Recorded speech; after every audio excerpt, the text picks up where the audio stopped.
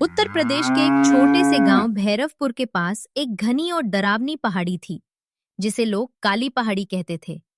दिन में भी वहां अजीब सा सन्नाटा रहता था और रात होते ही तो कोई उस तरफ देखने की भी हिम्मत नहीं करता था। गांव के बुजुर्ग कहते थे कि सालों पहले वहां एक औरत रहती थी। उसका नाम था चंद्रा।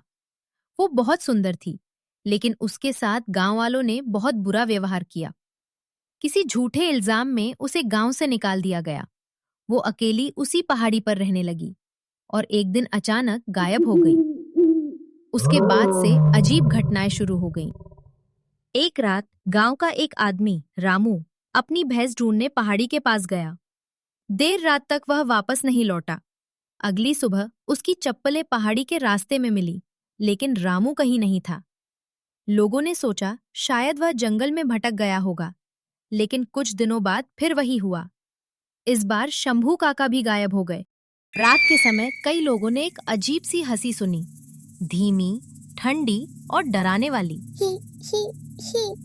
कभी ऐसा लगता है जैसे कोई पेड़ों के पीछे देख रहा हो। कुत्ते रात में रोने लगते और अचानक हवा तेज हो जाती। ये चंद्रा की आत्मा है, अब वो चुड़ैल बन चुकी है। गांव में एक 17 साल का लड़का था, अर्जुन। वो बाकी लोगों की तरह डरा हुआ नहीं था। उसे लगा कि ये सब अंधविश्वास है। एक दिन उसने अपने दोस्तों से कहा, अगर सच में कोई चुड़ैल है तो मैं खुद जाकर देखूंगा।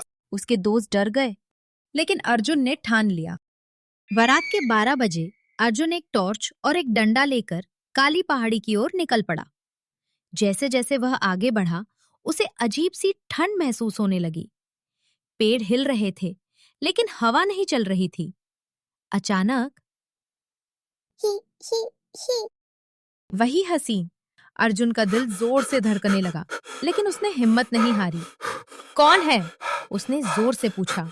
कोई जवाब नहीं आया, लेकिन उसे महसूस हुआ कि कोई उसके पीछे खड़ा है। अर्जुन धीरे धीरे पीछे मुड़ा और उसने उसे देखा। एक औरत, लंबे बिखरे बाल, सफेद साड़ी और चमकती हुई आंखें। उसके पैर उल्टे थे। अर्जुन के हाथ कांपने लगे। वो औरत धीरे धीरे उसकी ओर बढ़ी।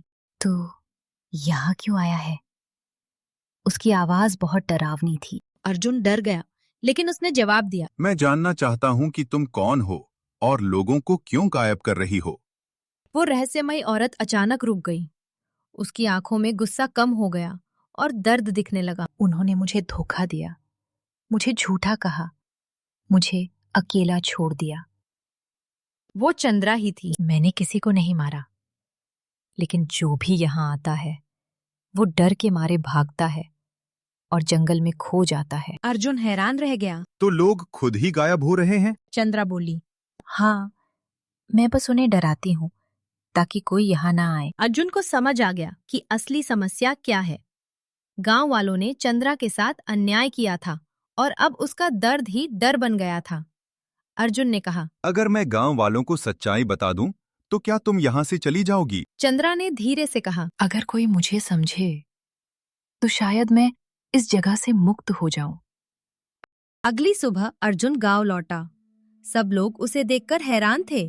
तू जिंदा कैसे वापस आ गया? अर्जुन ने सबको पूरी सच्चाई बताई। पहले तो किसी ने विश्वास नहीं किया, लेकिन अर्जुन ने उन्हें समझाया। हमारी गलती की वजह से ये सब हो रहा है। गांव के कुछ लोग अर्जुन के साथ पहाड़ी पर गए। उन्होंने चंद्रा से माफी मांगी। हमसे गलती हुई, हमें माफ कर दो। चंद्रा की आंखों से आंसू बहने लगे। धीरे धीरे उसका चेहरा शांत हो गया और फिर वो धीरे धीरे हवा में गायब हो गई। उस दिन के बाद काली पहाड़ी से कोई अजीब आवाज नहीं आई। गांव में सब कुछ सामान्य हो गया। लोगों ने सीखा कि बिना सच जाने किसी पर आरोप नहीं लगाना चाहिए।